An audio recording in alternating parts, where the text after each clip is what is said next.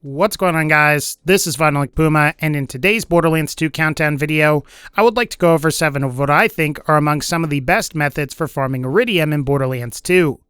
Now, while there are generally 2 very popular methods for Eridium farming, they tend to require you to be higher level, so I decided that I would include some lower level methods in addition to some other methods of obtaining Eridium that are often overlooked or forgotten about.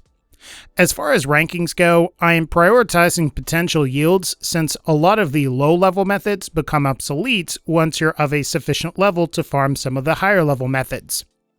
Also, I would recommend you farm the vast majority of the bosses I'm about to talk about in normal mode, as the Eridium yields will be better and the bosses themselves are just much easier to take down and you can get that Eridium faster. Otherwise, and without further ado, let's go ahead and start with my 7th entry, and that is going to be the slots in Sanctuary. While I wouldn't recommend this method for people that are totally new to Borderlands 2, I think that Sanctuary slots in Sanctuary are a more interesting alternative to farming bosses for experienced players.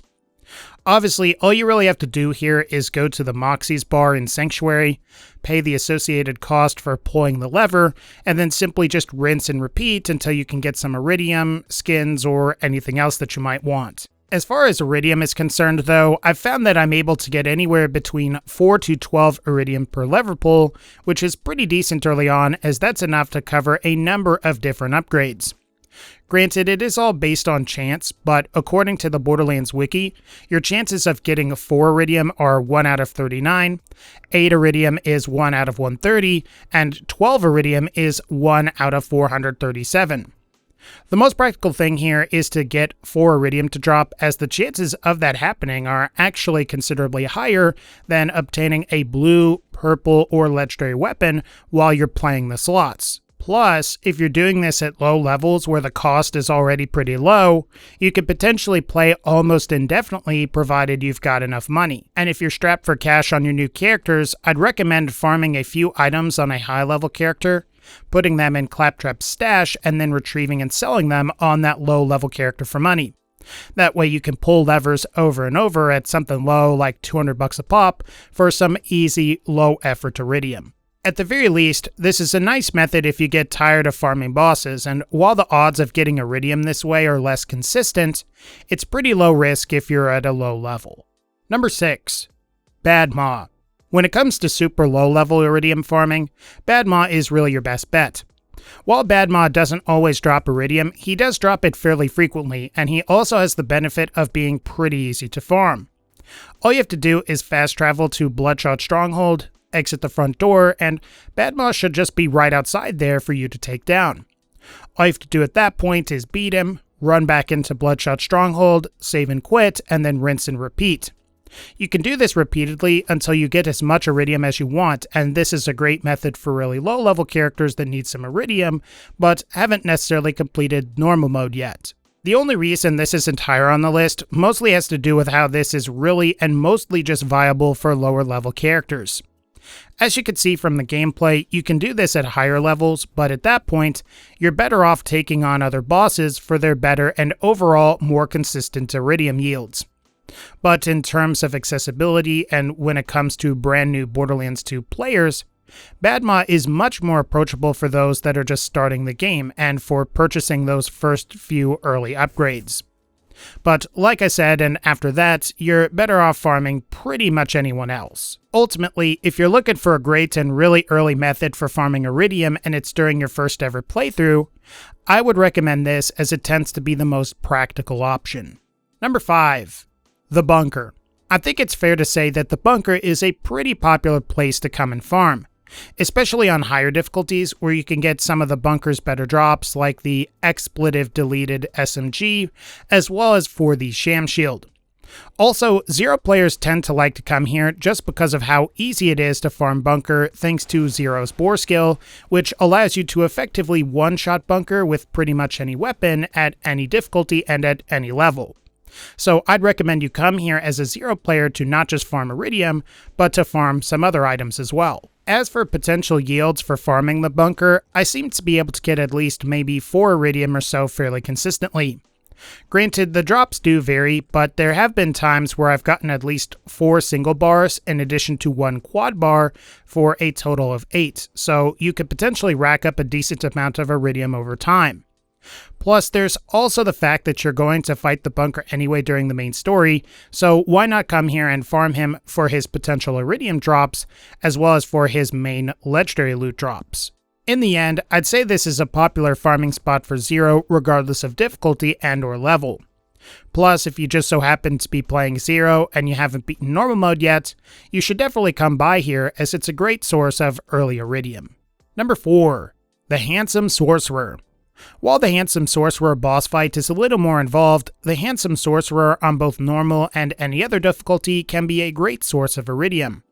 After all, the Handsome Sorcerer essentially has the exact same loot pool as a certain boss that I'll be going over shortly, which is already known for dropping a ton of Eridium, as well as for the ability to drop a number of certain legendary items like the Conference Call, Flacker, Impaler, Volcano, and Leech. The only problems with this method is that the Handsome Sorcerer is not a mandatory boss fight to progress through the game, and thus it's possible that you may not have beaten the Handsome Sorcerer on normal mode to justify farming him over and over for Eridium. Also, and maybe it's just me, but I think the Handsome Sorcerer's Eridium drops tend to be a lot less consistent than some of the other bosses. One time you could get a bunch of Eridium, while another you may get noticeably less. Even still, I will say that it might be wise to actually beat the Dragon Keep DLC so you can farm both the Handsome Sorcerer and a certain special raid boss that we'll be discussing very shortly. Overall, the Handsome Sorcerer can be a great choice on both normal as well as higher difficulties. So be sure to come here and check this out if you're getting bored with some of the other methods. Number 3. Terramorphous. Despite Terramorphous's high level of about 50 or 52 in normal mode, as well as the toll of 8 Eridium or so to actually enter Terramorphous Peak, he's surprisingly a pretty decent source of Eridium that can be refarmed pretty quickly solo.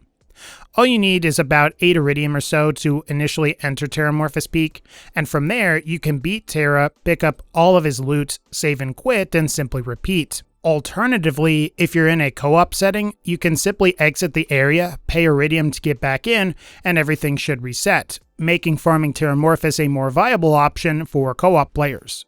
Of course, the problem with farming Eridium from Terramorphous is his high level, which is difficult to exploit in normal mode unless you're a super high level yourself. And by that point, you're likely to have access to other more superior methods of obtaining Eridium. Even still, I think the potential Eridium yields from Terramorphous are a bit better than a few of the other bosses in the base game, so if you do come here and fight Terramorphous, it's probably going to be worth your time. Plus, if you don't mind taking on Terramorphous by yourself at higher levels, you can always farm Terramorphous for some of his unique drops, whether it be the Slayer of Terramorphous class mod, a Pitchfork Sniper, Hide of Terramorphous shield, or even the Teeth of Terramorphous shotgun. So as far as vanilla game bosses go when it comes to Eridium drops, I'd say this one is pretty good. It's not the best, but it's certainly a good option. Number 2. The Warrior. As far as vanilla game Eridium farming methods go, I think the Warrior is the best one available. After all, you're pretty much guaranteed to have beaten him at least once, assuming you've gotten past level 30, and he drops a pretty decent amount of Eridium every time he is killed. Thus, you should be able to farm the Warrior over and over for a chance of getting some Eridium, which is perfect for solo play, and unlike the Handsome Sorcerer, which shares the same loot pool, you're not going to be needing any DLC.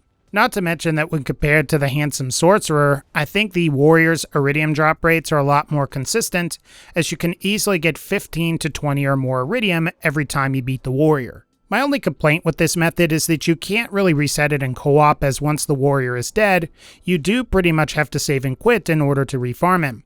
However, even then, that's really a minor issue when you consider that the Eridium yields here are noticeably better when compared to the likes of Terramorphous, the Handsome Sorcerer, and the Bunker. That and farming the Warrior on normal is so easy once you reach a high enough level that the most frustrating part is simply waiting for the Warrior to re-emerge from the lava once you just one-shot him. All in all, I'd say this is the best way to gain Eridium in the vanilla game if you don't have any of the DLC. If you do have the DLC, there is one method that is definitely superior, and with that in mind, that brings us to our number 1 entry, which is the Ancient Dragons of Destruction. While you can also farm the dragons at higher difficulties for Seraph crystals, as well as for certain Seraph weapons, farming the dragons on normal difficulty is the best way to acquire Eridium, as the yields per farm are really ridiculous. To give you a rough estimate, you should be able to easily clear about 70 Eridium every time you defeat the dragons in normal. Plus, if you go ahead and save and quit while you're in the Dragon's dedicated Winged Storm boss location, you can simply just reform the dragons without paying the initial toll to get into the area, which is to the tune of 20 Eridium. So not only should you be able to pull this farm off fairly cheaply and effectively, but you should also be able to do so to achieve crazy yields of Eridium. Depending on how you look at it, you could also say that the initial 20 Eridium toll is of benefit to co-op players too, since it allows the entire boss area to be reset upon defeating the dragons, much like you would for Terramorphous. And if you manage to spread the Eridium cost to every player in a given session, you can reduce everyone's Eridium costs over time to ensure that everyone in a given party earns a ridiculous amount of Eridium. Overall, if you're going to farm Eridium at higher levels, I'd say this is the best method, and while it does require DLC, there's a good chance that you have that DLC on consoles anyway. If you're on PC, you really should pick up Dragon Keep and the rest of the DLC, as it's not only a great source of Eridium, but it's also a great place to spend Eridium on various things like chests, Butt Stallion for unique gemstone weapons, or even on the Tiny Tina slots to get fairly decent weapons for leveling. But again, if you're looking for the best method to farm Eridium in Borderlands 2, I'd say farming the dragons on normal is the best method available. Alright guys, thank you all for watching, and I think that's going to wrap up this particular video. If you liked this video, feel free to leave a like, click the bell so you can be notified when I upload more videos, and as always, and again, thank you all so much for supporting this channel. Take care, and I'll see you all in the next one.